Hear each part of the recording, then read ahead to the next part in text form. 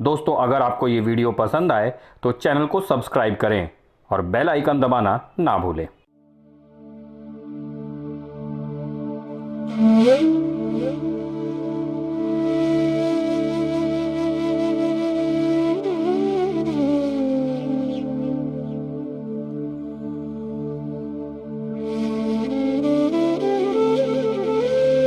गोवर्धन परिक्रमा मार्ग पर संकर्षण कुंड और गोविंद कुंड के दर्शन के बाद मैं आगे बढ़ा। परिक्रमा मार्ग के इन दो तीर्थ स्थलों के बारे में मैं पिछले वीडियो में जानकारी दे चुका हूँ। आगे के रास्ते में धूप तेज थी और गर्म रेत से होकर परिक्रमा मार्ग पर आगे बढ़ना था। मैं मन में परमेश्वर को याद करता परिक्रमा मार्ग पर आगे बढ़ा। आगे के रास्ते पर मैं और आश्चर्य से भर उठा, क्योंकि मैं यूपी से राजस्थान की सीमा में प्रवेश करने जा रहा था। परिक्रमा पथ के इस विषय में मुझे जानकारी नहीं थी। ये राजस्थान के भरतपुर जिले की सीमा है जो मथुरा को स्पर्श करती है। मेरे ठीक पीछे ये गोवर्धन पर्वत हैं, जिनके चारों ओर परिक्रमा मार्ग पर परिक्रमा किया जाता है। मैं भी इस परिक्रमा मार्ग पर हूँ और यूपी की सीमा से इस समय राजस्थान की सीमा में आ गया हूँ। और हम गोलाई में जब घूमते हैं तो इस तरीके से इस पूरे गोवर्धन पर्वत की परिक्रमा पूरी होती है। राजस्थान सीमा में परिक्रमा पथ पर चलते हुए पहला गांव पूंछरी पड़ता है। यहां पहुंचते ही राजस्थानी वास्तुकला की झलक आपको भवन निर्माण के साथ दिखने लगती है। छतरी नुमा गुंबदों के साथ बने भवन ये बता देते हैं कि आप वीरभूमि राजस्थान में हैं। पूंछरी गांव का ये नाम इसलिए पड़ा क्योंकि कहते हैं कि श्री गोवर्धन जी मोर की आकृति में हैं। मोर के पंख या पूंछ जहाँ होते हैं, ये गांव उसी स्थान पर पड़ता है। इसीलिए इस गांव का नाम पूंछरी पड़ा। यहाँ से परिक्रमा मार्ग पर आप पूर्व दिशा से पश्चिम दिशा की ओर मुड़ जाते हैं।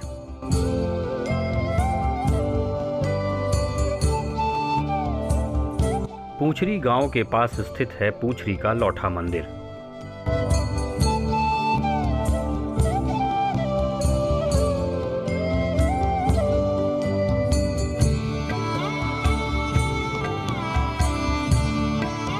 मंदिर में लौठा जी की प्रतिमा स्थापित है। श्री लौठा जी श्री कृष्ण के 8 सखाओं में एक हैं। कहते हैं कि द्वारका जाते समय श्री कृष्ण ने लौठा जी को अपने साथ चलने का अनुरोध किया, लेकिन लौठा जी कान्हा के साथ नहीं गए। उन्होंने अपने सखा कृष्ण से कहा कि उनके वापस ब्रज आगमन तक वो अन्न जल का त्याग कर यहीं तपस्या करेंगे, तभी उनका लौठा नाम सार्थक होगा। कहते हैं कि तभी से श्री लौठा जी इस स्थान पर विद्यमान हैं और आज भी कृष्ण के वापस आने की राह देख रहे हैं।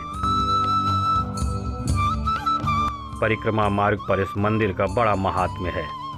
इस मंदिर में दर्शन किए बिना परिक्रमा पूर्ण नहीं मानी जाती।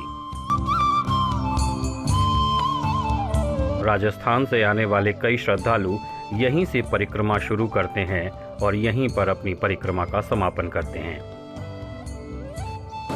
यही परिक्रमा की हाजिरी होती है कि लौटा बैठे राह में सबकी लिख ले और जैसी जाकी भावना और ये गिर रहा है महाराज। यहाँ परिक्रमा की हाजिरी होती है। यहीं से परिक्रमा जो क्या ठाकुर जी मानते हैं, जो इनका दर्शन करता है उसी की परिक्रमा स्वीकार मानते हैं। पूंछरी का लौठा के बाद परिक्रमा मार्ग पर अगला प्रमुख दर्शनीय स्थल है श्रीनाथ जी का मंदिर। श्रीनाथ जी भगवान कृष्ण के ही रूप हैं। कहते हैं कि 1492 ईस्वी में गिरिराज जी की कंदरा से जतिपुरा के पास भगवान श्रीनाथ का श्री विग्रह प्रकट हुआ, जिन्हें कृष्ण भक्ति की पुष्ट मार्गी शाखा के वल्लभाचार्य ने एक छोटे से कच्चे मंदिर में स्थापित कर दिया।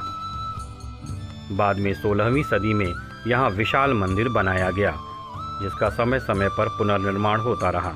श्रीनाथ जी के विग्रह की 177 वर्षों तक ब्रज में पूजा होती रही। देश के संतों, कवियों, मनीषियों और संगीतज्ञों का यहाँ मेला लगा रहता था। मंदिर में अष्टछाप के नाम से प्रसिद्ध भक्तिकाल के कवियों कुंभन दास, सूरदास, कृष्णदास और परमानंद दास सहित 8 कवियों के यहाँ चित्र लगे हैं, जिनके बारे में कहा जाता है कि वे सभी यहाँ श्रीनाथ जी का संकीर्तन किया करते थे।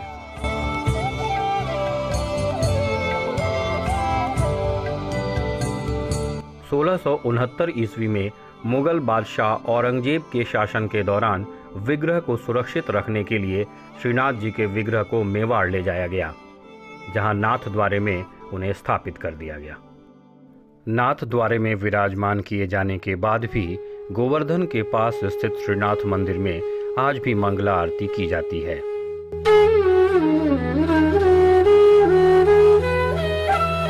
16वीं सदी से लेकर 17वीं सदी तक मंदिर का वैभव चरम पर था।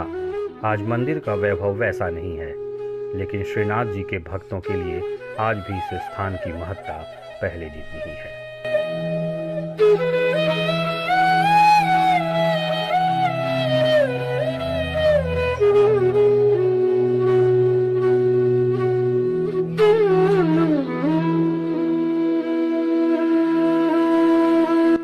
श्रीनाथ मंदिर के बाद परिक्रमा मार्ग पर फिर से यूपी की सीमा शुरू हो जाती है और आप चल पड़ते हैं भगवान कृष्ण के कुछ और पद चिन्हों के दर्शन के लिए। दोस्तों, आज के लिए बस इतना ही। परिक्रमा मार्ग पर हमारी यात्रा जारी रहेगी और आगे के वीडियोस में करेंगे परिक्रमा मार्ग के कुछ और दर्शनीय स्थलों के दर्शन। तब तक के लिए राधे राधे।